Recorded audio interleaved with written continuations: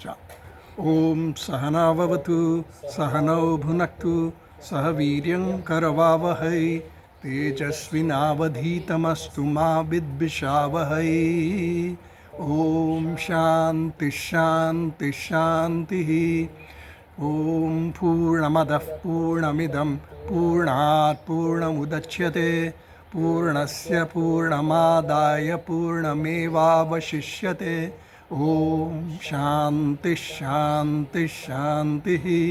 श्रुतिस्मृतिपुराणानाम् आलयं करुणालयं नमामि भगवत्पादं शंकरं लोकशंकरं शंकरं शंकराचार्यं केशवं बादरायणं सूत्रभाष्यकृतौ वन्दे भगवन्तौ पुनः पुनः। ईश्वरो गुरुरात्मेति मूर्तिभेदविभागिने व्योमवद्व्याप्तदेहाय दक्षिणामूर्तये नमः। ओम आप्यायन्तु ममांगानि। नहीं તમારે રિપીટ કરવું પડે। ओम आप्यायन्तु ममांगानि वाक् प्राणश्चक्षुश्रोत्रमथो बलमिन्द्रियाणि च सर्वाणि चक्षुश्रोत्रमथो बलमिन्द्रियाणि च सर्वाणि सर्वं ब्रह्मोपनिषदम् माहं ब्रह्म निराकुर्याम् मा ब्रह्म निराकरोत् अनिराकरणमस्त्वनिराकरणं मे अस्तु करणो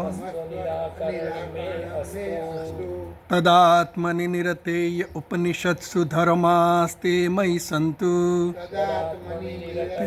उपनिषत्सु धर्मास्ते मयि सन्तु ते मयि सन्तु। ओम शांति शांति शांति।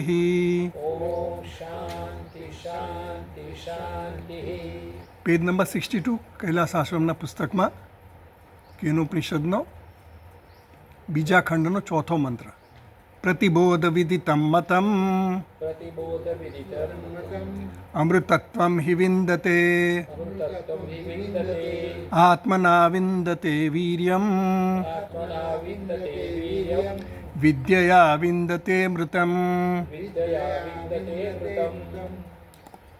प्रतिबोध विदितं मतम् बोधं बोधं प्रति यदा विदितं भवति ब्रह्म तदा मतम भवति ત્યારે એનું યથાર્થ દર્શન થયું કહેવાય એવું આપણને સમજાયું। ભાષ્યકારે બીજા બધા અભિપ્રાયો પણ લીધા બીજા દર્શનના અને એ રીતે આપણને સમજાયું કે પ્રતિબોધ વિદિતમ મતમ એ જે છે એ શું થયું મહાવાક્ય થયું કારણ કે એમાં બ્રહ્મને આત્માનું ઐક્યનું સિદ્ધ કર્યું કે આત્મા અને બ્રહ્મ એક છે। પ્રતિબોધ વિદિતમ એટલે દરેક વૃત્તિની પાછળ રહેલું જે તત્વ છે એને જો તમે જાણો એ આત્મા છે। જાણવો એટલે આપણે જાણવાનું એટલે આત્મા જાણે એટલે કે એ પ્રત્યેક વૃત્તિનો જે પ્રકાશક છે એ જે તત્વ છે એને જો જાણો તો એ યથાર્થ દર્શન કહેવાય એવું આપણે સમજાવ્યું। એટલે પછી વૈશેષિકોના મત ને નૈયાયિકોના મત ને બીજા બધા બૌદ્ધ મત અને એ સિવાયના બીજા મતો લીધા એક દેશીયનો પણ મત લીધો। એ બધું કરવા પછી આપણે એવું નક્કી કર્યું કે પ્રતિબોધ વિદિતમ મતમ એનો અર્થ શું કરવાનો એનું સાર શું આવ્યો કે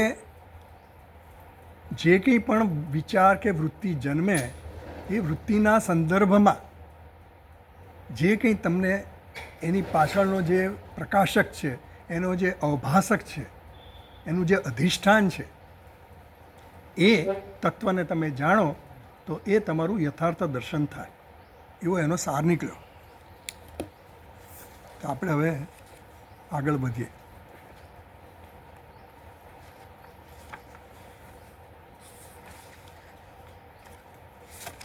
એટલે 68મા પાના પર ભાષ્યમાં એવું કીધું તસ્માત ચોથી લીટી પેજ નંબર 68 પર હું વાંચું છું।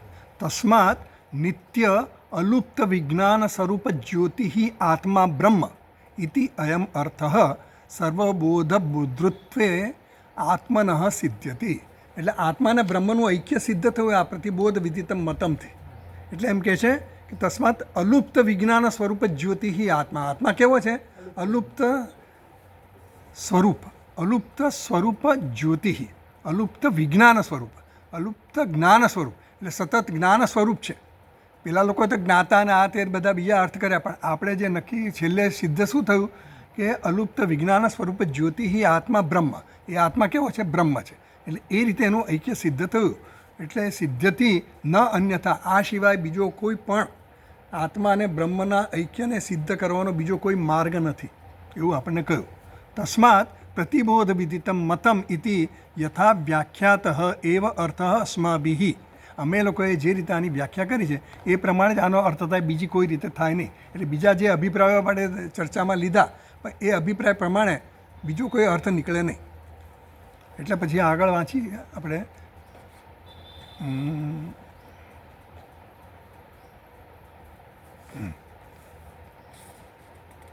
એટલે 72માં પાના પર જુઓ, 72માં પાના પર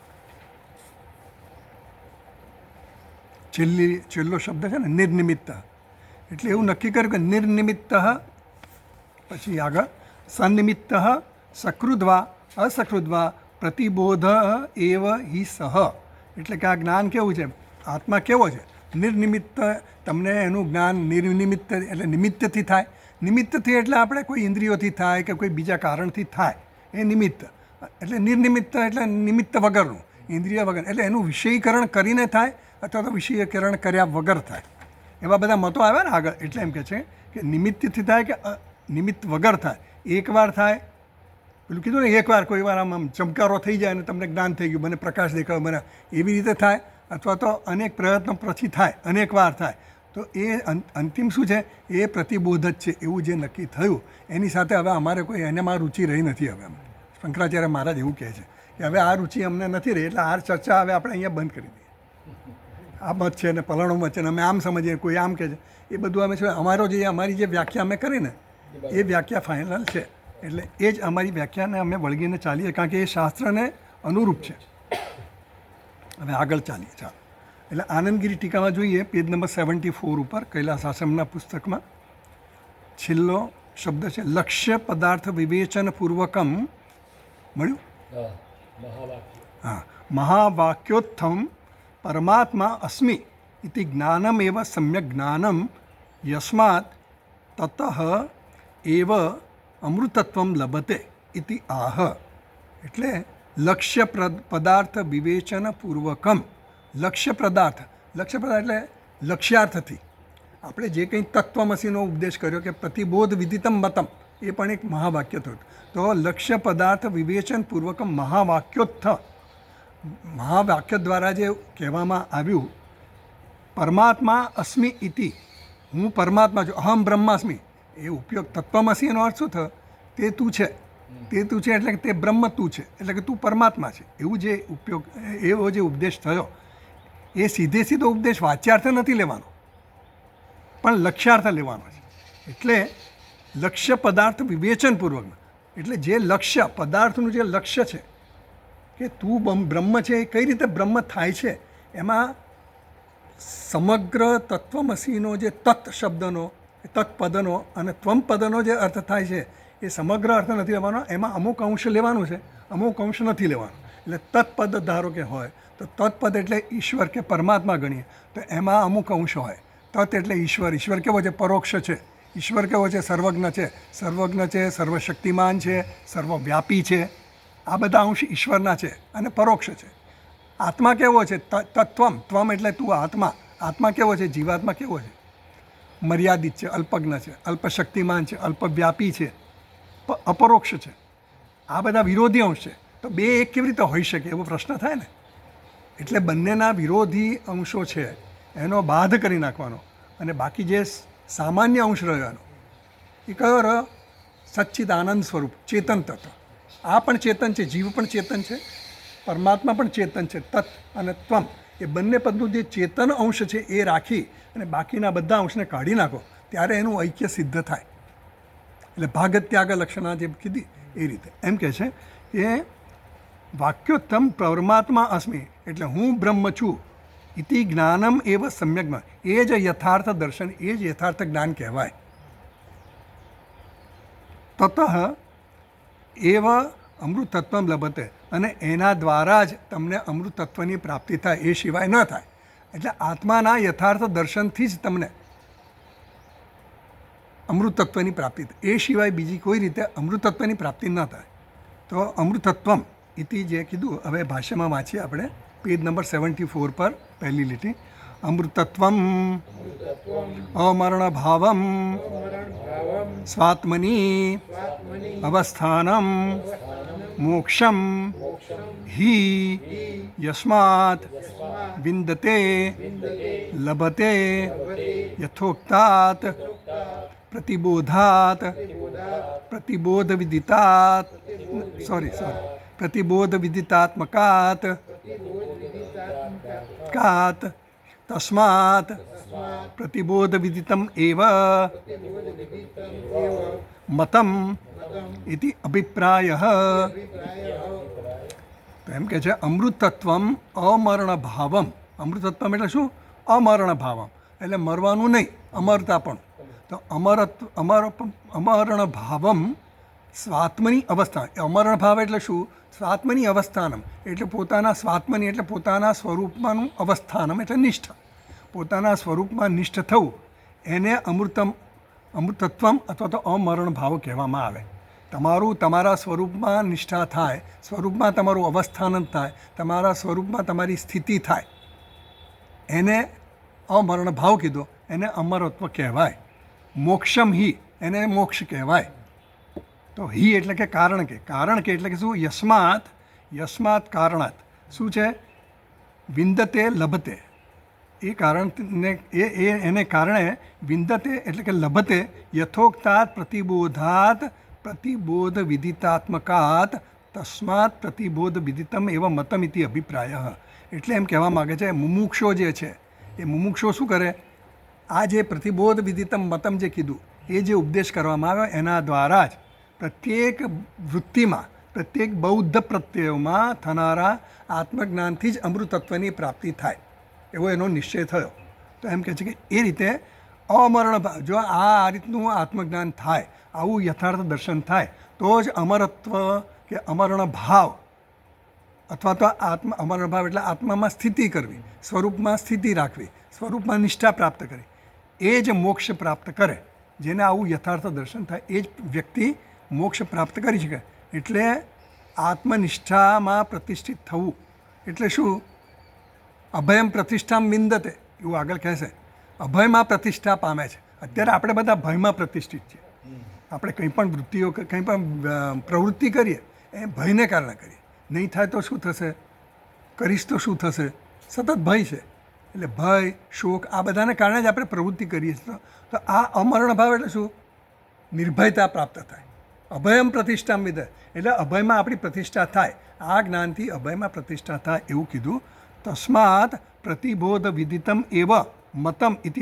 એટલે આ જે બ્રહ્મને દરેક વૃત્તિના સંદર્ભમાં જ્યારે જાણીએ તો એ યથાર્થ દર્શન થયું, અને એ યથાર્થ દર્શનને કારણે અભયમાં પ્રતિષ્ઠિત થવાય એવું આ વાક્યમાં કહેવામાં આવ્યું.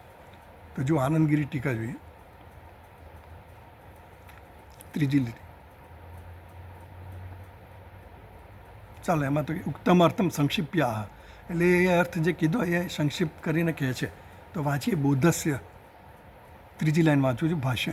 બોધસ્ય હિ પ્રત્યગાત્મા આત્મા વિષયમ ચ મતમ અમૃતત્વે હેતુ. બોધસ્ય હિ, કારણ કે બોધસ્ય હિ પ્રત્યેગાત્મા. પ્રત્યેગાત્મા એટલે કે પ્રત્યેગાત્મા એટલે આપણે કીધું બોધસ્ય એટલે જ્ઞાન. પ્રત્યેગાત્મા, આત્માનું જે જ્ઞાન છે, આત્માનું જ્ઞાન કેવું છે? દરેક વૃત્તિનો પ્રત્યક્ષ છે. આત્માનું જ્ઞાન એટલે પ્રત્યક્ષ. દરેક વૃત્તિની પાછળ રહેલો એ એટલે શું? પ્રકાશક છે.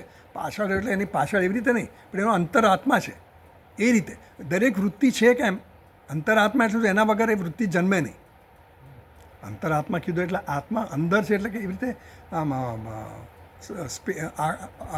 અવકાશની દ્રષ્ટિએ અંદર બહાર નથી, સૂક્ષ્મતાની દ્રષ્ટિએ. એટલે એ અધિષ્ઠાન છે. અને આપણે આ જે કંઈ પણ છે એ બધા વૃત્તિઓ બધી કેવી છે? અધ્યારોપિત છે.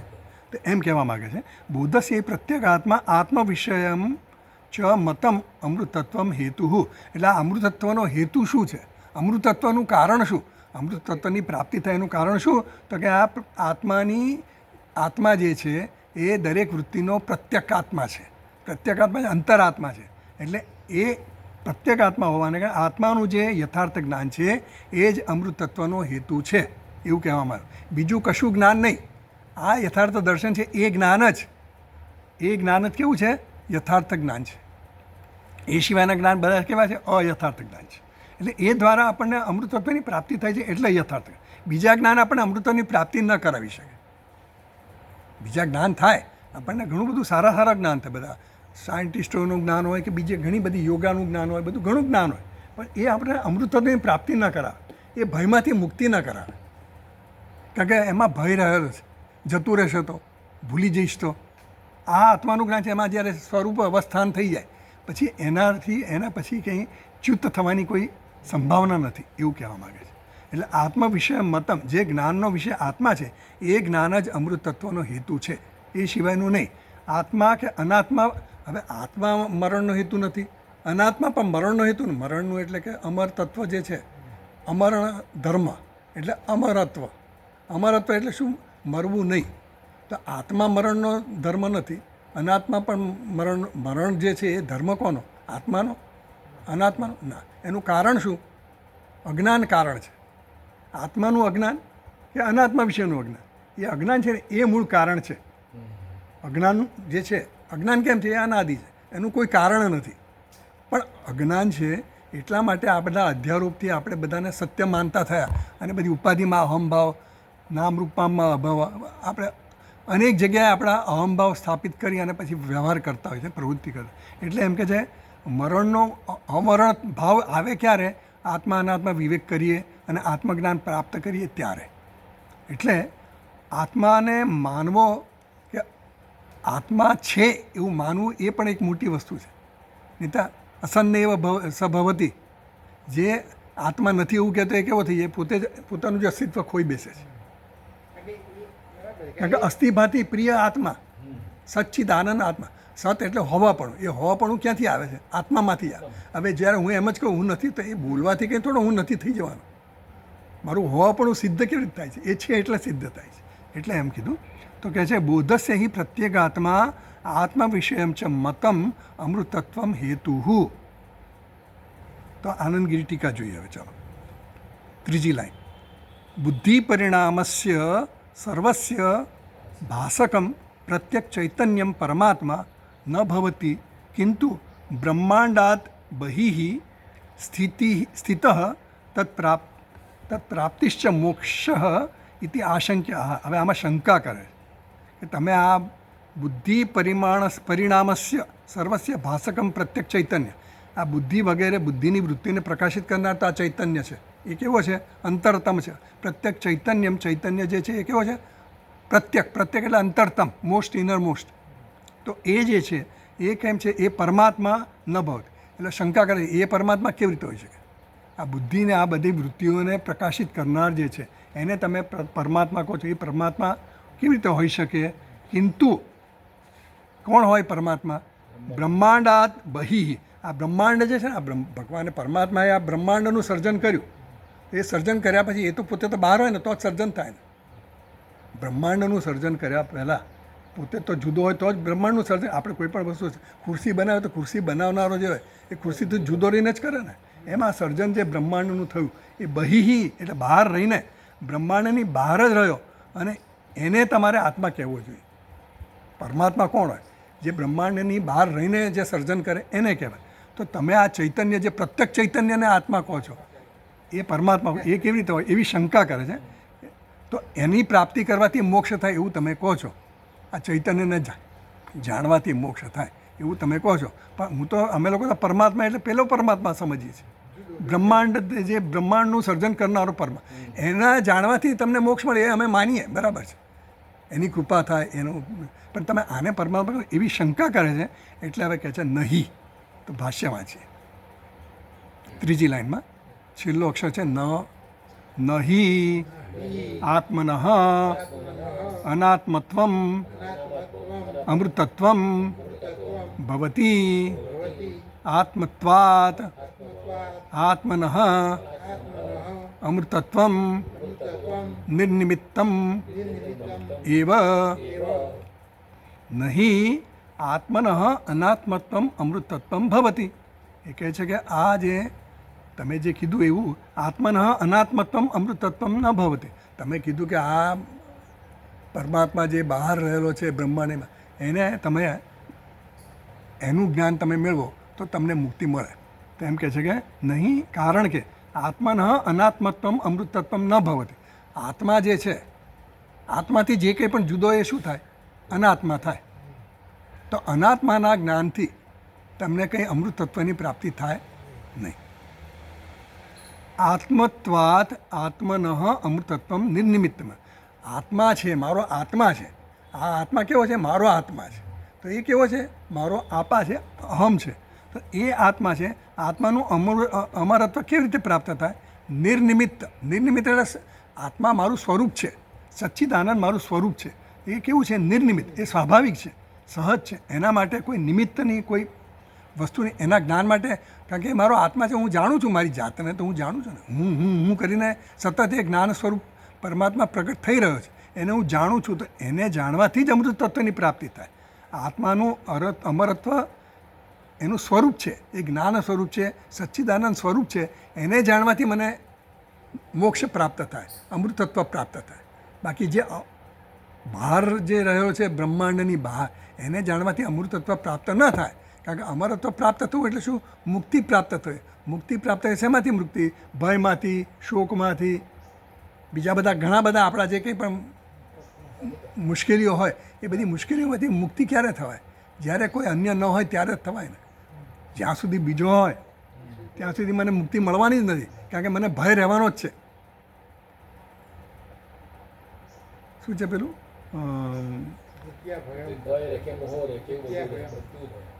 આ એટલે પેલું છે ને વિત્તે નૃપાલાદ ભયમ સર્વમ. હા, એટલે બધી વિત્તે નૃપાલાદ ભય એનું પહેલાંનું. હા, ભોગે રોગ ભયમ, ભોગે રોગ ભયમ કુલેચ્યુતિ ભયમ, વિત્તે નૃપાલાદ ભય, એ બધા ભય કીધા, ભયના સ્થાનો કીધા. એટલે અનેક સ્થાનોમાં ભય રહેલો છે ટૂંકમાં. એટલે એમ કહે છે કે આ જે આત્મત્વાદ આત્મનઃ અમૃતત્વમ નિર્નિમિત્તમ એવ, આ આત્માનું અમરત્વ જે છે એનું પોતાનું સ્વરૂપ હોવાથી નિર્નિમિત્ત. નિમિત્ત ક્યારે જોઈએ? સ્વરૂપ ન હોય ત્યારે. જ્યારે સ્વરૂપ હોય ત્યારે પછી નિમિત્તની જરૂર નથી. નિમિત્ત એટલે કોઈ બીજા કોઈ સહાયની જરૂર પડે. અત્યારે હું નિસહાય છું, અસહાય છું એવું મને ફીલ થાય છે, એટલે મારે બીજાની જરૂર પડે છે. પણ આ તો કેવો છે? નિર્નિમિત્ત, અસહાયની, એટલે સહાયની જરૂર વગરનો છે. એટલે એમ કહે છે કે આત્મત્વાદ આત્મનઃ અમૃતત્વમ નિર્નિમિત્તમ એવા, એટલે એનાથી અમૃતત્વ પ્રાપ્ત થાય. અનાત્માને જાણવાથી તમને અમૃતત્વ પ્રાપ્ત થાય નહીં. કારણ કે પરમાત્માએ બનવું પડે ને મારે. અત્યારે હું જે છું એ બરાબર નથી, સમજ્યા? મારે હજી પ્રાપ્ત કરવાનું છે. તો પ્રાપ્ત કરવાનું તો ક્યાં રહ્યું? મારી અલગ ભિન્ન રહ્યું. તો પ્રાપ્ત કરવાનું ભિન્ન રહ્યું એટલે હું શું છે?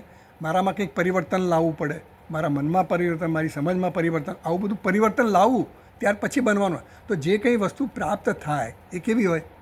મર્યાદિત હોય, વિનાશી હોય.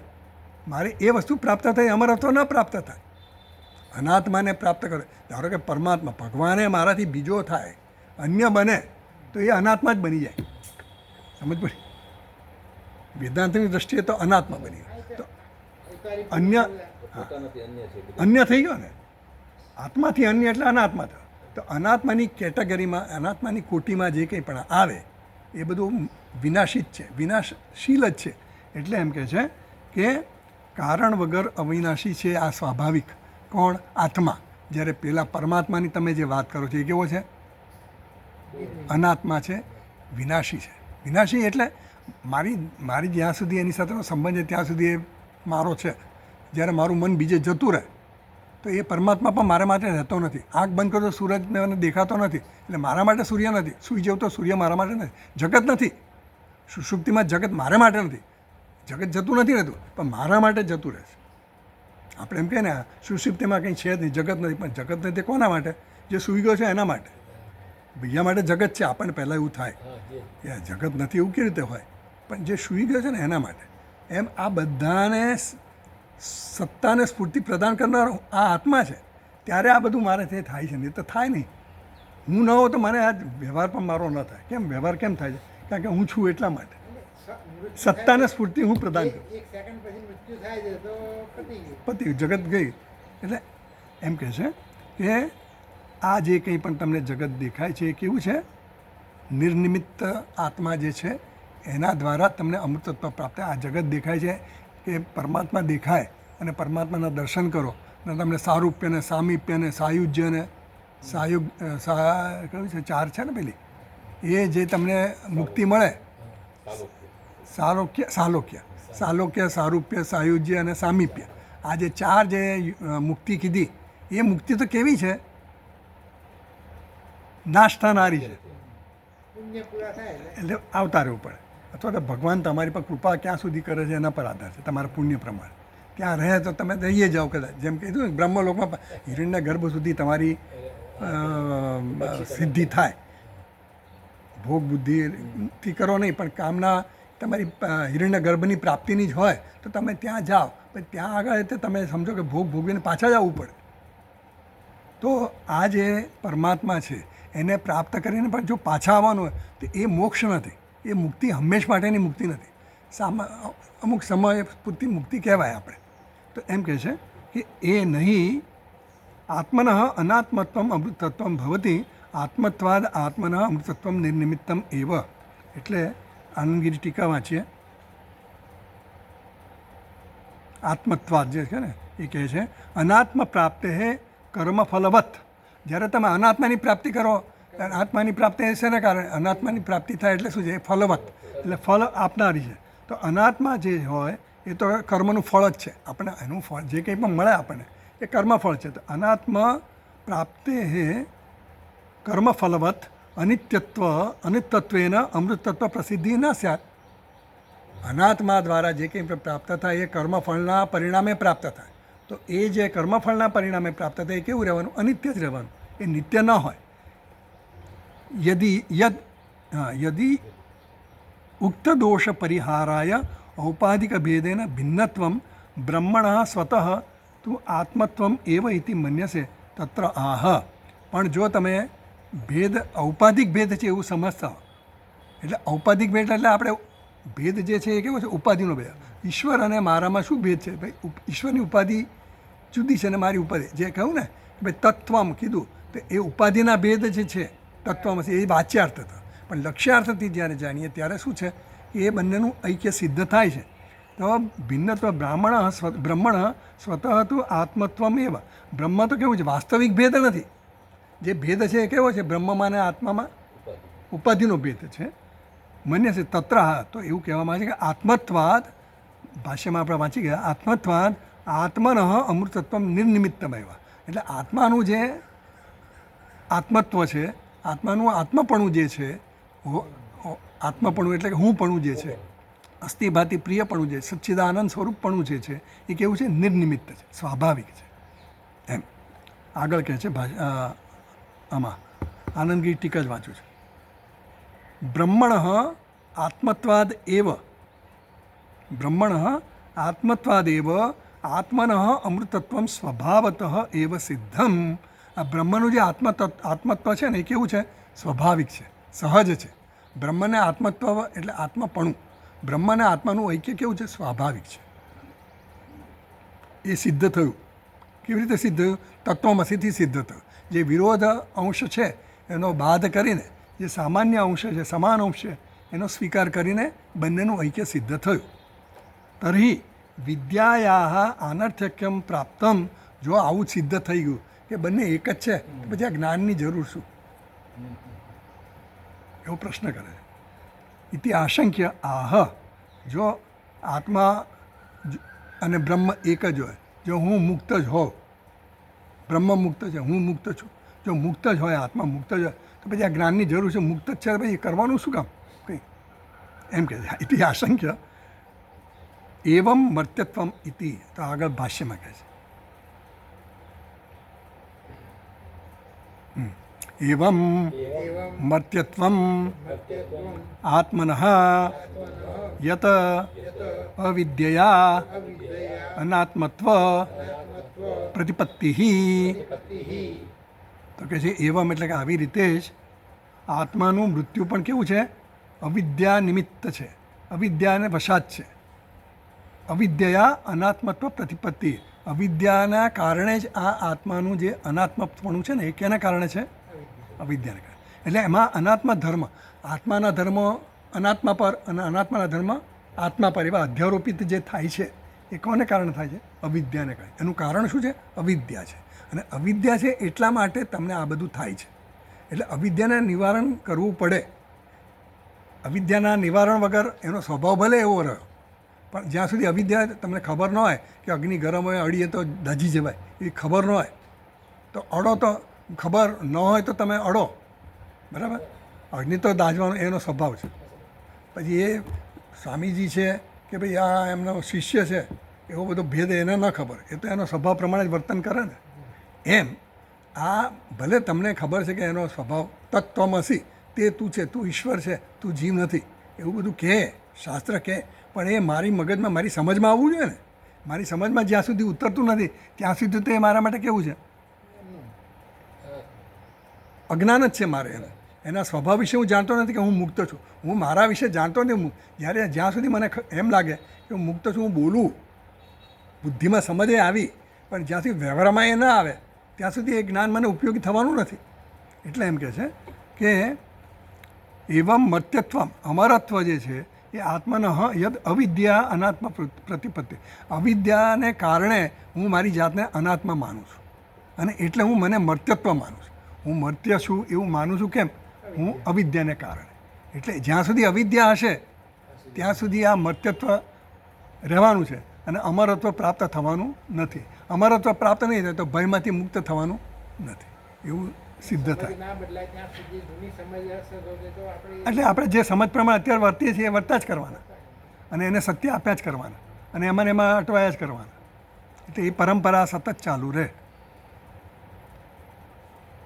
પછી આગળ કહે છે, આનંદગીરી ટીકા વાંચીએ. અવિદ્યા છેલ્લેથી આગલી લીટી. અવિદ્યા દેહાદિ આત્મત્વ પ્રતિપત્તિ ઇતિ યત તત આત્મન મર્ત્યત્વમ તન્નિવૃત્તિ વિદ્યાફલમ ઇત્યર્થ. અવિદ્યાને કારણે દેહાદિ આત્મત્વ પ્રતિપત્તિ, દેહાદિને આત્મા માનીએ છીએ આપણે દેહાદિને આત્મા માનીએ છીએ. કેમ? અવિદ્યાને કારણે, અજ્ઞાનને કારણે.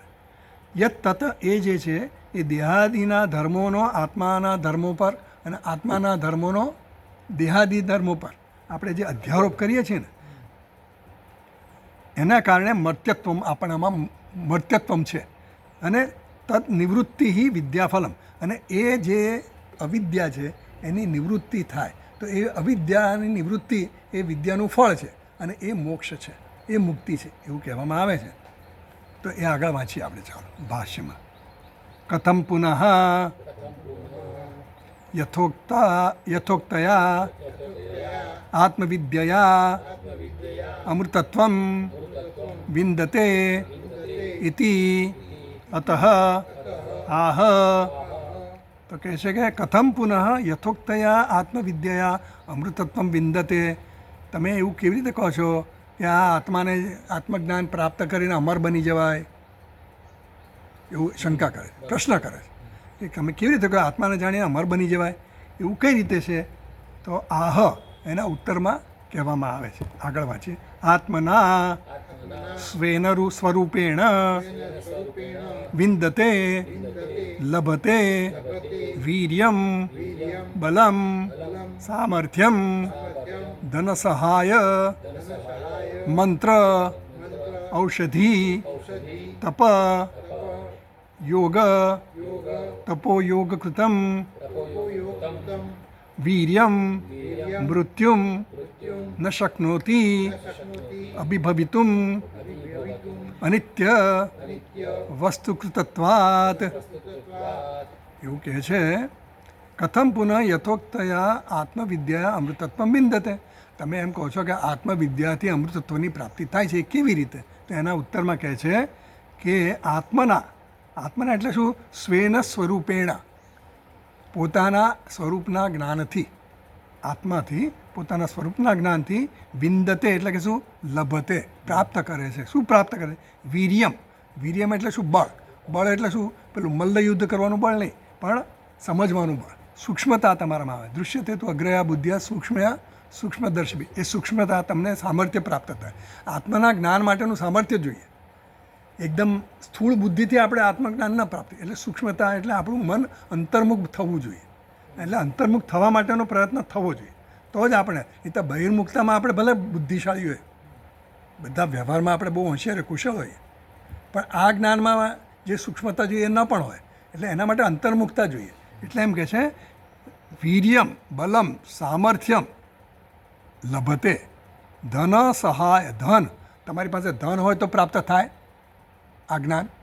બહુ ધન હોય તો એને જ્ઞાન થાય એવું ખરું? તો કે નહીં. સહાય, કોઈની સહાય હોય તો થાય. મંત્ર હોય તો તમારી પાસે કોઈ મંત્ર જપ કરો, મંત્રથી જે કંઈ કરતા હોય તો એનાથી થાય? ન થાય. ઔષધિ થાય. ઔષધિ પીવાથી કંઈક આમ આ કરીશ તો તને, જો તું આમ કરીશ તો આમ થઈ જશે, આમ કરીશ તો આમ થઈ જશે, એવા બધા હોય છે, બધા નુસ્ખાઓ ઘણા હોય છે. ઔષધિ. પછી તપ કરવાથી કે યોગ કરવાથી.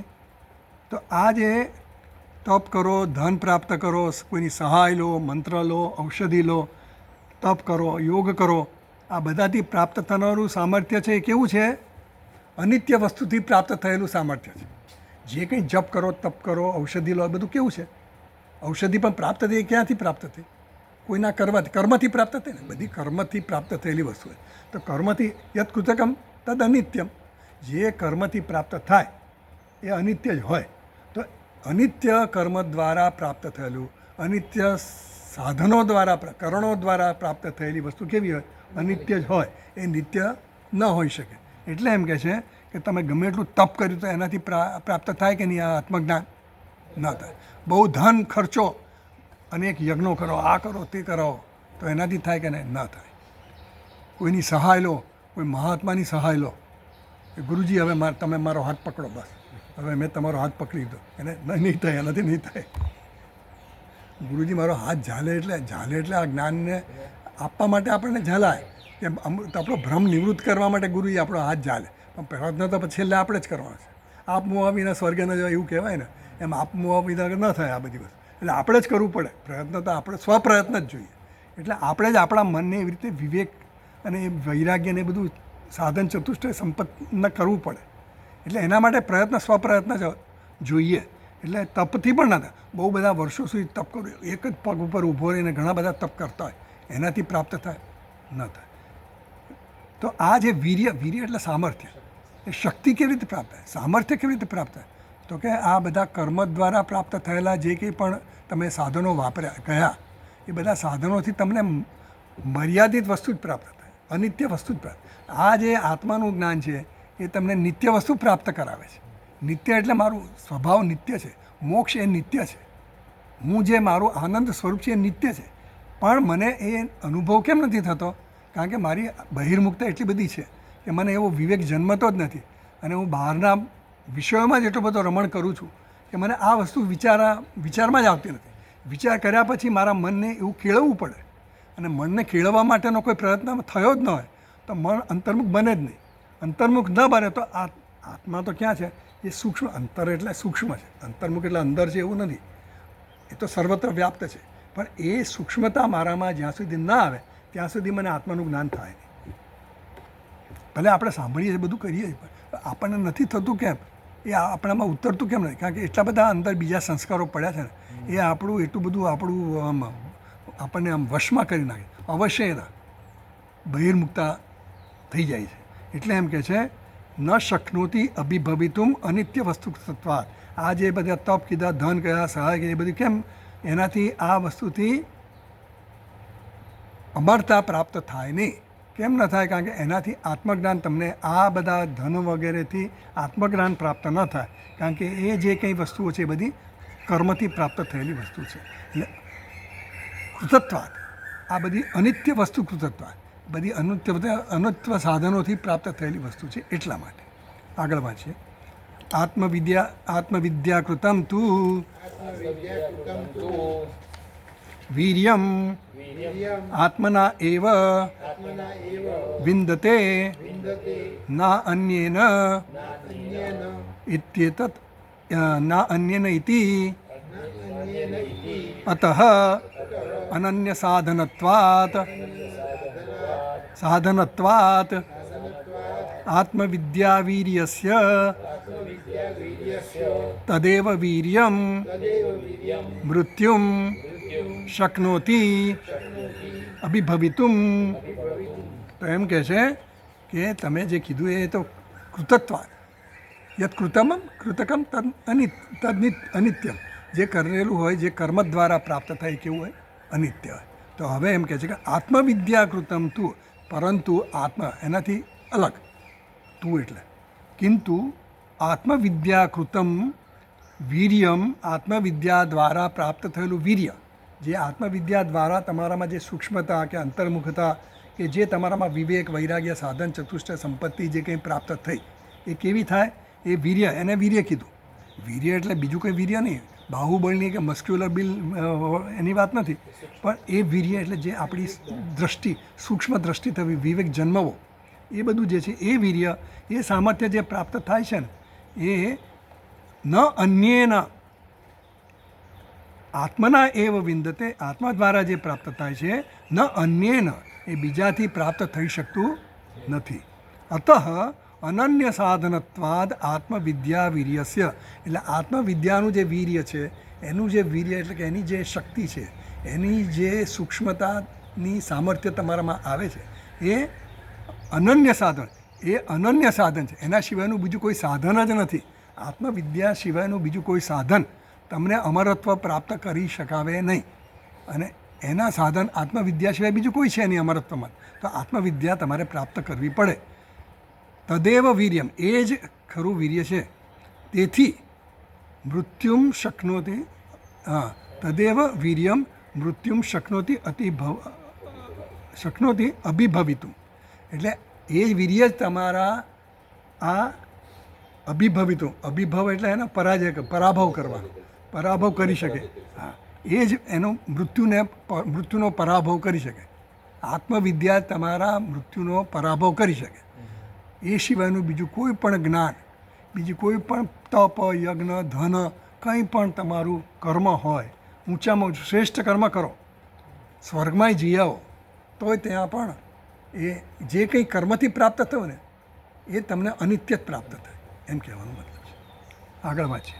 યતઃ એવમ આત્મવિદ્યાકૃતમ વીર્યમ આત્મના એવ વિંદતે અતઃ વિદ્યયા આત્મવિષયયા વિંદતે અમૃતમ.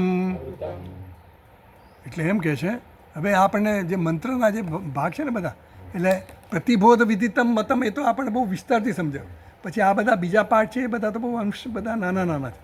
એટલે અમૃતત્વમય વિંદતે, અમૃતત્વની પ્રાપ્તિ થાય છે એ આપણને સમજાયું કે કેવી રીતે પ્રાપ્તિ થાય, કે આત્મવિદ્યાથી જ પ્રાપ્ત થાય, બીજા કોઈ જ્ઞાનથી ન થાય.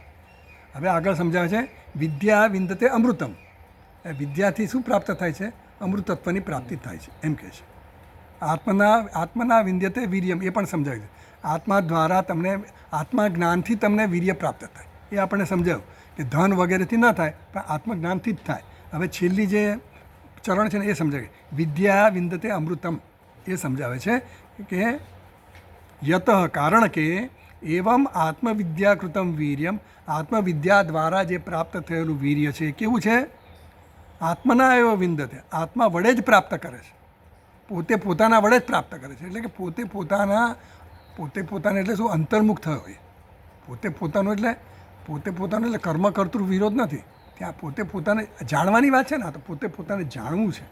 કર્મ હોય તો કર્મ કર્તૃ વિરોધ આવે.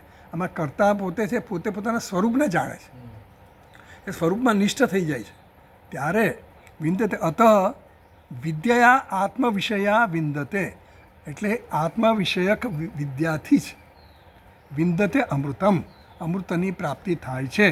નાયમ, પછી આગળ કહે છે નાયમ આત્મા બલહીનેન લભ્ય ઇતિ અથર્વણે. તો અથર્વણ એટલે શું? મુંડક ઉપનિષદ, માંડુક્ય, મુંડક, આ બધા અથર્વર્ણા છે. તો એમ કહે છે કે નાયમ આત્મા બલહીન ન, મુંડક ઉપનિષદમાં એવું કહેવામાં આવ્યું કે આત્મા બલહીન પુરુષ વગર, બલહીન પુરુષને પ્રાપ્ત થાય નહીં. નાયમ આત્મા બલહીન ન લભ્ય ન મેધયા, બધું જ કીધું ત્યાં. ન મેધયા બહુના શ્રુતેને બધું જ કીધું ને, કે મેધાથી પણ નતા, એટલે અહીંયા તપથી નતા, ધનથી નતા, એ કીધું ત્યાં એવી રીતે કીધું. અને લભ્ય ના બહુના શ્રુતેના, એટલે બીજા કોઈ પણ સાધનથી આત્મા જ્ઞાન થાય નહીં. નાયમ આત્મા બલહીન, બલહીન એટલે સામર્થ્ય છે. કોઈ પણ સામર્થ્ય તમે હોય બીજું બધું, એટલે આ બધા અનાત્માના સ્તરના સામર્થ્ય છે, કર્મના સામર્થ્ય છે. તો એ દ્વારા આ પ્રાપ્ત ન થાય, પણ કોના દ્વારા પ્રાપ્ત થાય? આત્મજ્ઞાન દ્વારા જ પ્રાપ્ત. યમે વૈશ્ય વૃણતે તેન લભ્યા, જે આત્માનું વર્ણન કરે છે એને જે પ્રાપ્ત થાય. ઇતિ અથર્વણે. પછી આગળ કહે છે અતઃ સમર્થ હેતુ અમૃતત્વમ હિ વિંદતે ઇતિ. એટલા માટે આ આત્મવિદ્યારૂપ હેતુ જ મૃત્યુના નિવારણ માટે સામર્થ્ય ધરાવે છે. મૃત્યુના નિવારણ માટે, એટલે કે અમરતા પ્રાપ્ત કરવા માટે આત્મવિદ્યા સિવાય બીજો કોઈ માર્ગ નથી. એટલે તમે બીજા માર્ગમાં ભટકવાનું બંધ કરી દો અને આત્મવિદ્યા પ્રાપ્ત કરવા માટે નિષ્ઠ થાવ. એવી આપણને સમજ આપી. એટલે આ મંત્ર દ્વારા એવું કહેવામાં આવ્યું કે ભાઈ આત્મવિદ્યા તમને અમરત્વ, કારણ કે આપણો બધો પ્રયત્ન છે અમર થવા માટે જ છે. દવાઓ કેમ ખાઈએ? હેલ્થ કેમ બરાબર આમ રાખીએ? કસરત કેમ કરીએ? પ્રવૃત્તિ કેમ કરીએ? પૈસો કેમ ભેગું કરીએ? સગવડ કેમ જોઈએ? હેલ્ધી રહેવા માટે. બધી પાછળનો હેતુ તો હેલ્ધી રહેવા માટે. હેલ્થ સારી રહે તો હું બધું ભોગવી શકું. પણ અહીંયા હેલ્થ સારી કેમ રહેવાની? એને શેના માટે રાખવાની? આત્મજ્ઞાન થાય એના માટે. તો એ તો માનસિક હેલ્થ આપણે સારી રાખવાની, એટલે અંતર્મુખ થવાની વાત છે. એટલે એના માટે આપણને કહ્યું કે આત્મજ્ઞાન પ્રાપ્ત કરશો તો જ તમારું અમરત્વ પ્રાપ્ત થાય. સાચું અમરત્વ, મુખ્ય અમરત્વ એ છે. એટલે એ અમૃતત્વની પ્રાપ્તિ આત્મજ્ઞાન સિવાય બીજા કોઈ સાધનથી થવાની નથી, એવું આપણને કીધું. ચાલો આટલું પૂરી. ઓમ પૂર્ણમદ પૂર્ણમિદમ પૂર્ણાત પૂર્ણમુદચ્યતે પૂર્ણસ્ય પૂર્ણમાદાય પૂર્ણમેવાવશિષ્યતે. ઓમ શાંતિ શાંતિ શાંતિ. શંકરમ શંકરાચાર્યમ કેશવમ બાદરાયણમ સૂત્રભાષ્યકૃતૌ વંદે ભગવन्तૌ પુનઃ પુનઃ. ઈશ્વરો ગુરુરાત્મેતિ મૂર્તિભેદવિભાગિને વ્યોમવદ્વ્યાપ્તદેહાય દક્ષિણામૂર્તયે નમઃ. ઓમ શાંતિ શાંતિ શાંતિ. હરિ ઓમ શ્રી ગુરુભ્યો નમઃ. હરિ ઓમ.